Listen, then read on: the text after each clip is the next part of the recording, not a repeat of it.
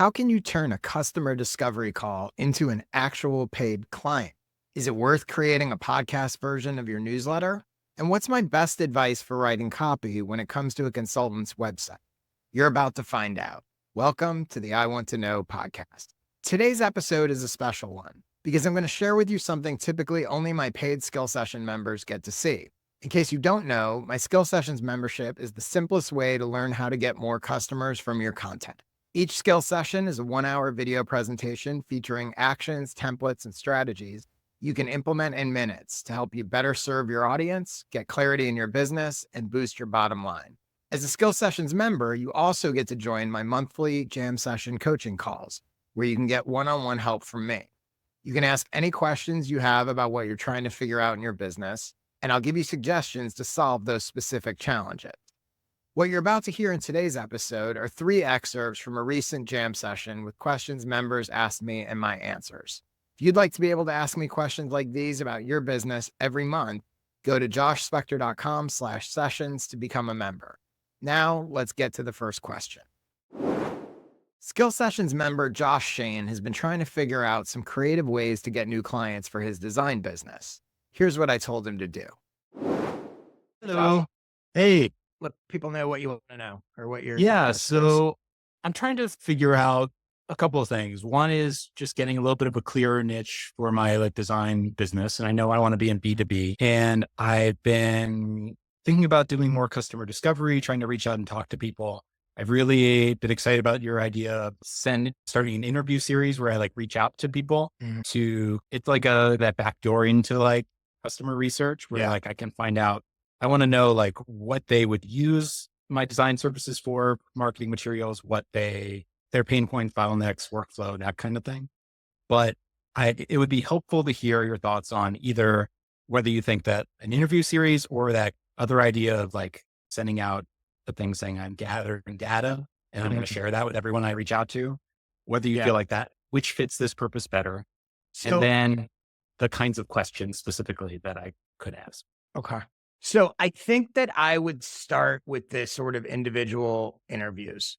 I think it's probably going to be more valuable for you. And I also think you're going to learn things that would then inform if you did the sort of bigger data thing.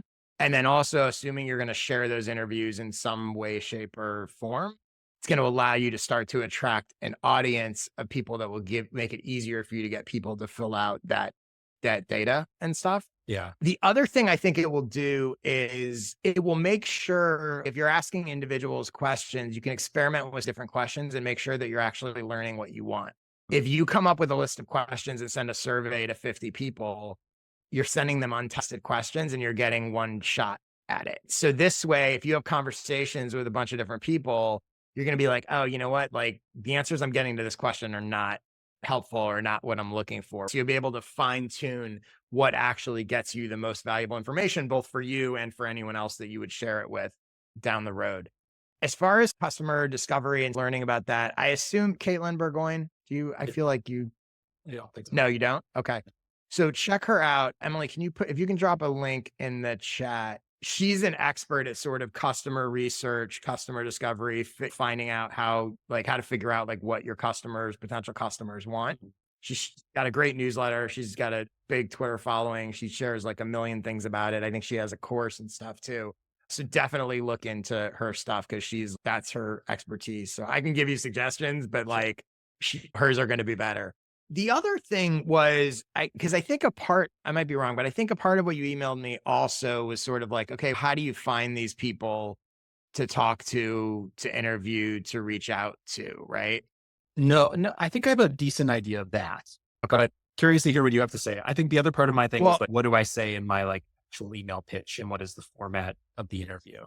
This kind of overlaps that. But so one thing I was thinking about is it would be interesting to find the types of companies. So whether it's SaaS company or whatever you would define as your type of company, and go see who has job listings where they're looking to hire designers.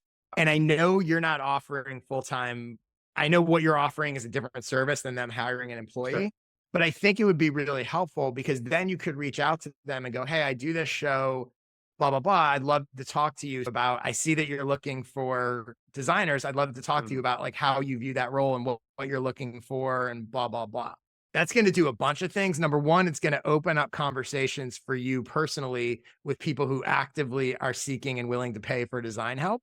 So you guys might hit it off and then it might go, oh yeah, like I'm not looking for the job because I don't do that, but I do have this service. So that's a really good person for you to talk to. It's also a way for you to surface people that they're not so established. They have their design team, they have whatever, and they're clearly in a mode of something's not working or something's missing. So their answers are going to be more valuable to you.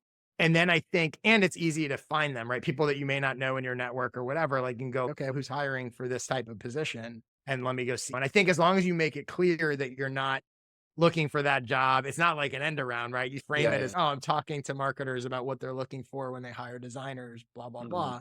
And then the other thing, which is maybe not quite as strong as this one, but it's the flip side of that, is interviewing actual like freelance designers about what they've found clients are looking for and what they've found, because they're on the other side of it. Yeah. I wouldn't have that be the core thing, but I do think there might be interesting information where you could go, especially if they're successful, and you go, look, a person who you could talk to and be like, the last 4 clients that have hired me, these were their biggest problems. Yeah. Which again, a lot of what you probably know, but from a research perspective, it might be interesting to get both sides of the equation. And that also might be interesting to the people that are hiring these freelance designers or whatever, because maybe they don't know someone who's a successful freelance designer. And you could say, okay, you've worked with 10 clients in the past year. Right. What was the difference between the 3 best and the 3 worst? That might be interesting. That's probably interesting. That's almost like taking the way you do your podcast. It's almost like a flip the script kind of idea. Yeah. Mm-hmm. The way you're like, mostly we talk to marketing directors, but once in a while we talk to a designer and blah, blah, blah. Yeah. That's helpful. And I think it's putting you in the middle of that conversation, right? Mm-hmm. And I think even if you just have a couple of conversations with those people, that will help inform the questions that you want to ask. And again, you're gonna know a lot about that anyway, but I think that having a couple of those conversations, even if it's before you do it for publication or recording or whatever, just one conversation, if you could get to some marketer that's hiring a design person about why they're hiring and what they're looking for, some of it will probably be obvious to you, but I bet they'll say some stuff that you had never thought of. Yeah, I think the angle of just generally of talking to marketers about what they're looking for when they hire designers is helpful. And then the questions that would come out of that make sense. And then I think because I would mostly want to explore these different niches. So I would be saying like, okay, I'm going to talk to SaaS or cybersecurity or whatever it is. Yeah. Do you feel like that's a strong enough incentive for someone to engage in this kind of interview? Just like, I think, look, it's like anything, right? Like some people are going to say yes, some people are going to say no. I think what you can say, if it's somebody, let's say, who's hiring, you can say, look, putting this out there is going to help you. This is going to get in front of people, designers in this community. It's going to get you better applicants for the job. And it's going to take you 20 minutes to have a conversation with me. Yeah. So I think you don't need everyone, right? You just need some people to say yes. And I do think there's some people that would probably say yes. Cool. That's really helpful. Our next jam session excerpt comes from my conversation with member Miles Faulkner. Miles was wondering whether it's worth the time and effort to create a podcast version of his newsletter. Here's how I suggested he think about it. So talking about having a million ideas and trying to prioritize them, this is one that's been rising to the top quite a bit in the last few weeks, months or whatever. I write what I think could be regarded as a long form news. It's about anywhere between 12 and 1600 words every week. It's about a 5 to 7 minute read. I have noticed that on Substack, and Beehive is now promoting a company called Async as well, where essentially you can record an audio version of your newsletter. I don't know if I'm going to do this as an introvert. I'm not sure I really want to put my voice out there, but I might. So I was just wondering what your thoughts were in terms of the advantages and disadvantages of doing that. I realized that listening to it doesn't allow someone to click through links and stuff like that, which could take away potential future business, et cetera, et cetera. Yeah, I'd love to hear your thoughts. So I think, theoretically, the reason to do it would be that you're going to be able to reach more people in more places without a lot of additional work. That's the theory. I also think Medium does, I think on Medium, you may be able to listen to audio versions. It may be automated, it may be a bot. I don't think you have to record it, whatever. But so that's the theory, right? How many people are actually doing that? I don't know. I've never listened to a newsletter or a blog post audio version. Doesn't mean that no one does. And it doesn't mean that on the one hand, it's okay. Probably, again, going back to that sort of investment comment, probably doesn't require a whole lot of additional work, depending on what it is.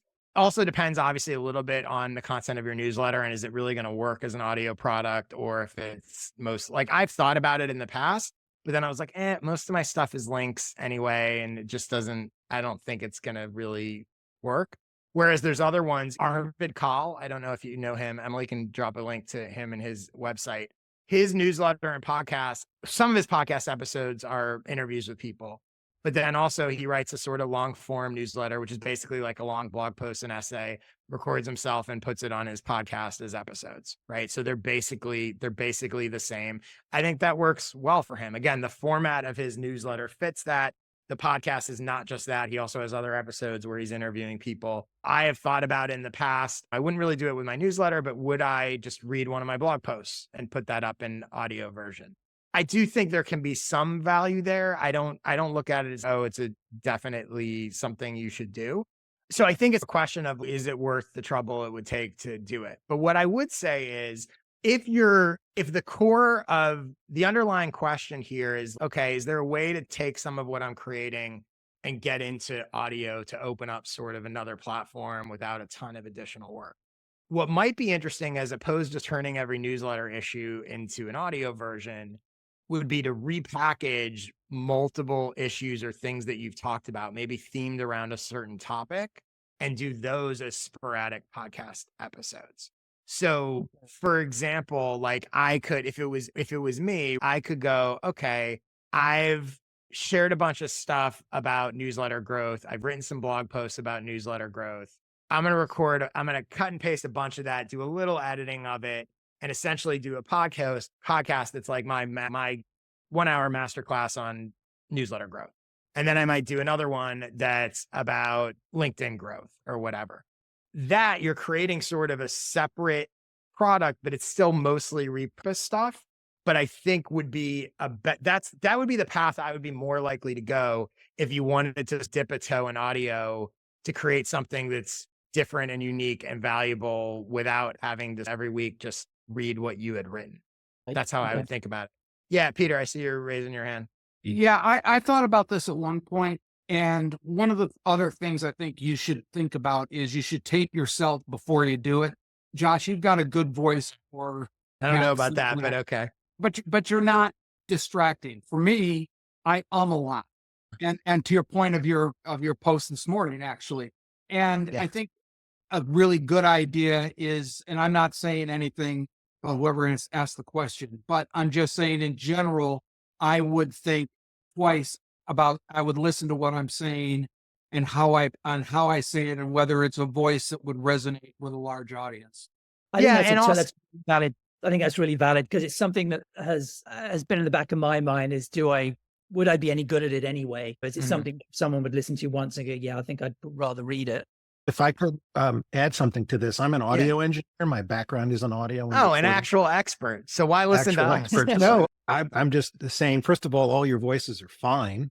And there are so many AI products out now that'll just take out or whatever, that you can all sound good. And if you really hate your voice, you can probably AI it and have you read your thing, although there's something hateful about it. I think. Or hire someone to read it for you. Yeah, just you could become the voice of so-and-so. But I think I like the idea, and I have an audio newsletter, and it just never occurred to me, I just have to read the newsletter. I'm going to do it. I make me Josh Spector. Yeah, there you go. By the way, Emily, drop in a link to Descript, because by the way, you guys listen to my podcast, and so you think I sound better than I do, but it's because a million things have been edited out of it. The other thing I would say is, again, I'm always thinking and experimenting, and Emily knows this, that it's been buried somewhere, exists. But I did a test. I was like, oh, let me just read this. I turned on the camera, or whatever, the microphone, and was like, let me read this blog post. And I was like, hey, Emily, what do you think about this? And she was like, should I be doing this? She's no, this is not good. This just sounds like you reading very poorly. This is not good. Let's not put this out. It's also important that you get better at it, though. Yeah. Like, you will Yeah. get better at it. Do 2 or 3. The Yeah. first couple will stink, but it will definitely get better. It gets much Yeah. better. But You gotta learn. so Descript, which she'll drop in the chat, is super powerful because literally you just upload whatever recording you have. It gives you a transcript, and you can literally, the same way you would like a word processing document, you just delete whatever words you want to delete and cleans it all. So you don't have to get into like actually using editing tools. Like it's ridiculously easy compared to what you used to have to do. Just for fun, I removed 500 filler words Josh used How in dare you? our last recording. So FYI. How many May of I ask those the last were, question? because I feel like I say that. There's a lot You of know? as Yeah. that those are your tick filler words. Great. Go ahead, Miles. Does anybody on here, especially, I'm sorry, audio engineer, I didn't catch your name and I apologize about that. Luke. Luke, sorry. Do you have any recommendations for the async Beehive? I'm on Beehives. Async is the one that they recommend, but is there any easy software out there, or does it actually have software where you can record it straight there? There's a couple of things we've been using. We're using pro stuff, and we record on a good microphone into our computers for that. Sure. What is the name of the, oh gosh. I use Riverside for whatever that's Yeah, worth. we've used Riverside, yeah, works really super well. easy. There's also, And the microphone I have, which is just like I think it's called like a Blue Yeti mic or whatever. It was not expensive. It's nothing fancy. And you can Yeah, record there into you the go. script now. You can do that. Oh, really? and Brilliant. yeah, you can record right into Descript. You can record into Riverside.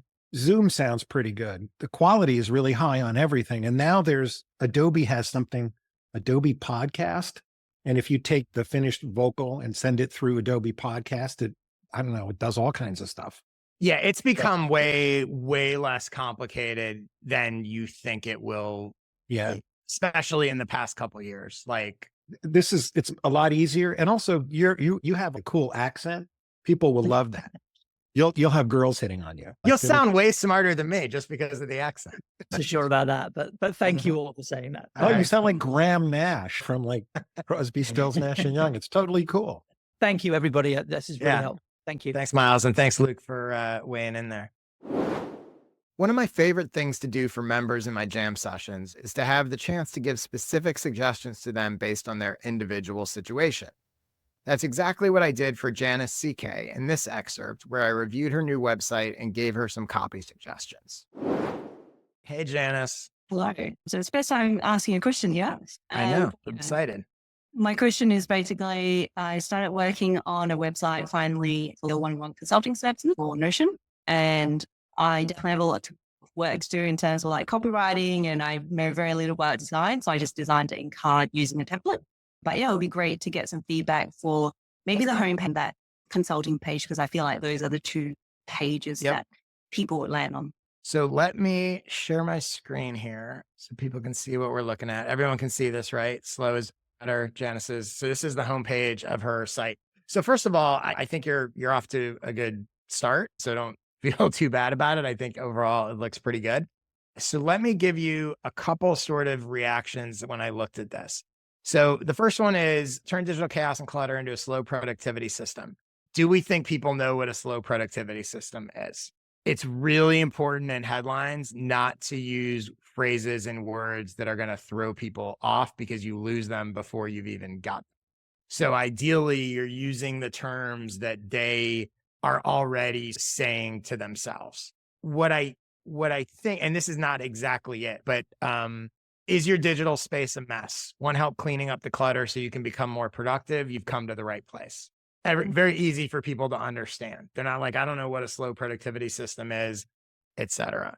This is a little one, but changing the button, the copy from work with me to something else, like that's about them hiring you. You want it to be the value to them, right? So it might say, these aren't exactly right either. I want to get organized.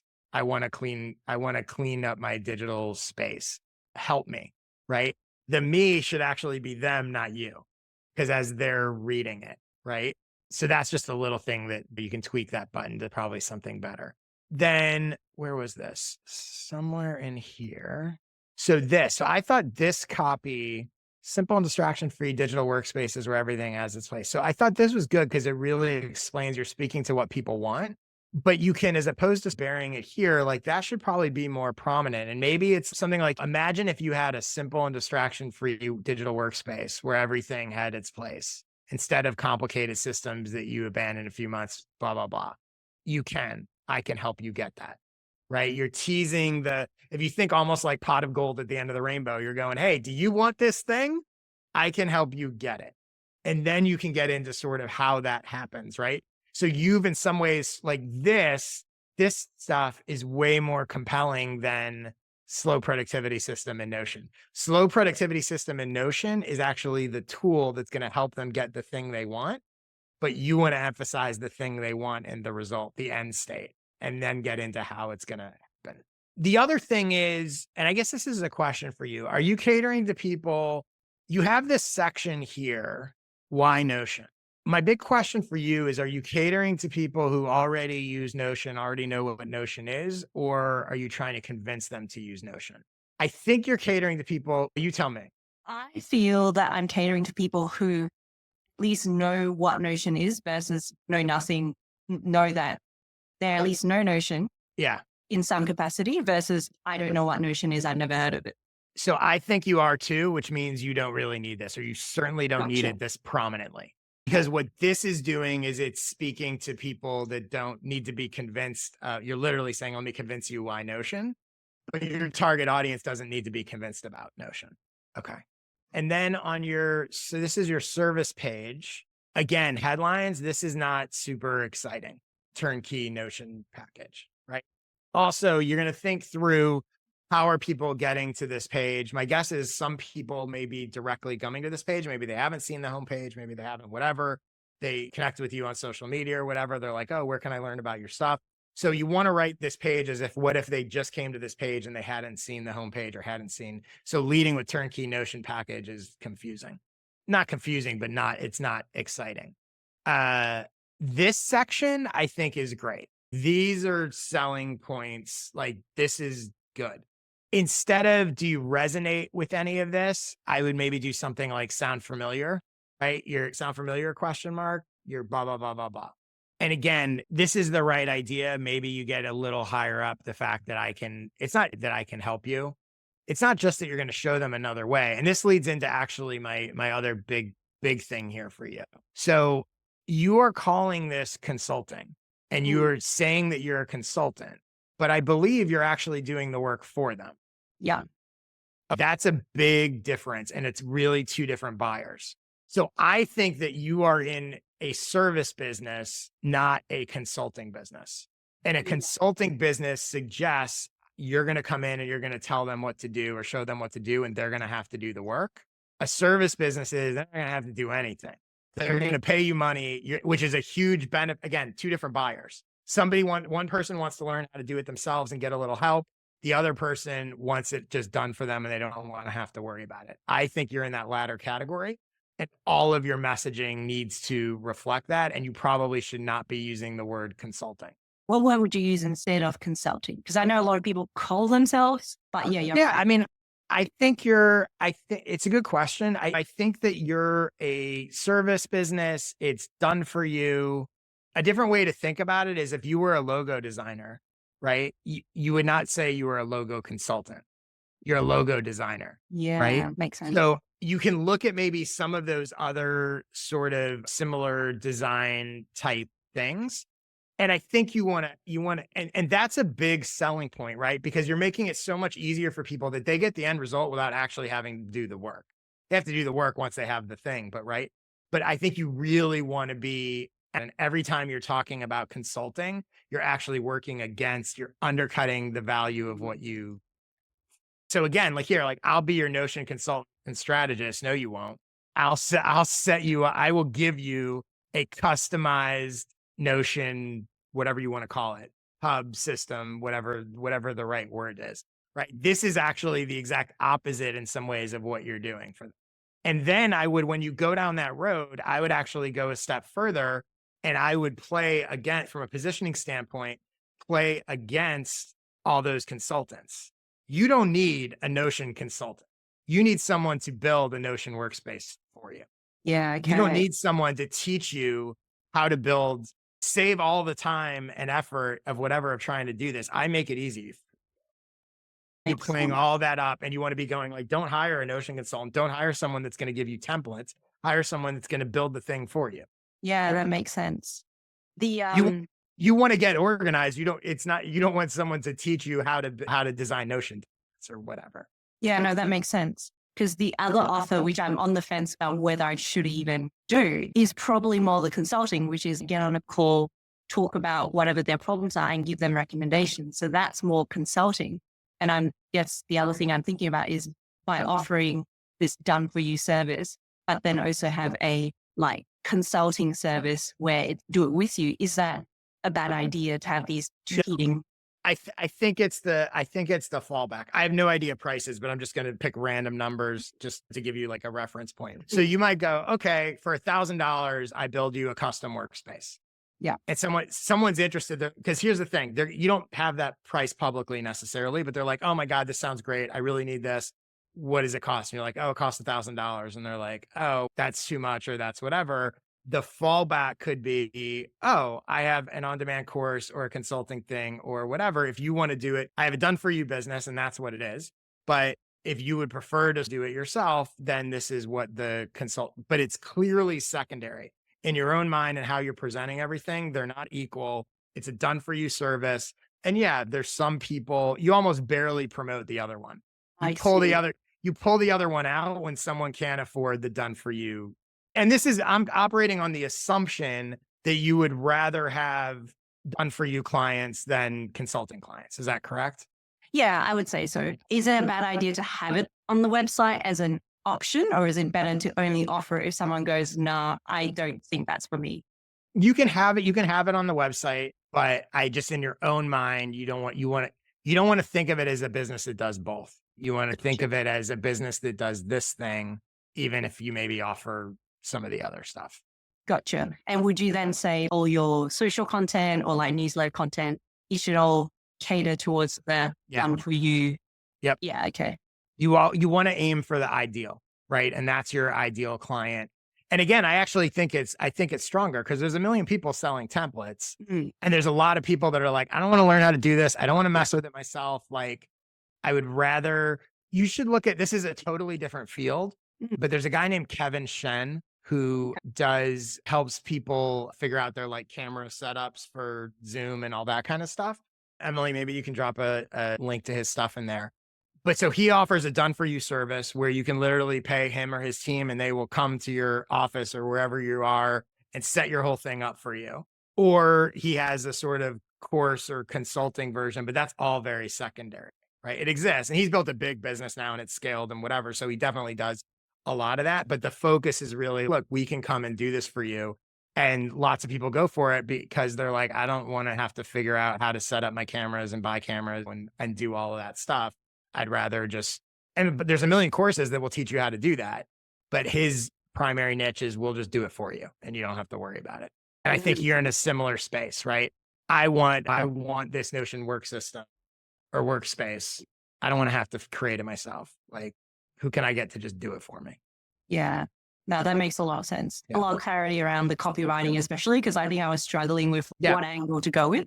And I think the last thing that I just thought of is, from your experience or your opinion, would you, for a kind of done for you service where the pricing could be anything, like depending on the scope of the project, would you just not list the from a price because it could be anything and just try and hop on a call instead? Is that your approach? Or I would, what I've done when I've done stuff like that, like I did some of that with copywriting, is I will tell them basically that the price is depending on the scope of the project, but the minimum fee is this. It starts from this. So that way you don't have to waste your time if it's like that minimum is way out of their price range, but you're also not locked in. Because the truth is you need to know the scope of the project beforehand anyway. So that's the way I would address it. I would say it varies, depends on the scope, but the minimum starting fee is this. And you would say that on your website, or is it more that if the I typically do it by email. I will do it before I get on a call with them. I don't necessarily do it on my website. You could, but in general, I think you want to get people reaching out saying they're interested and then go from there. Makes sense. That's a wrap for this week's episode of I Want to Know.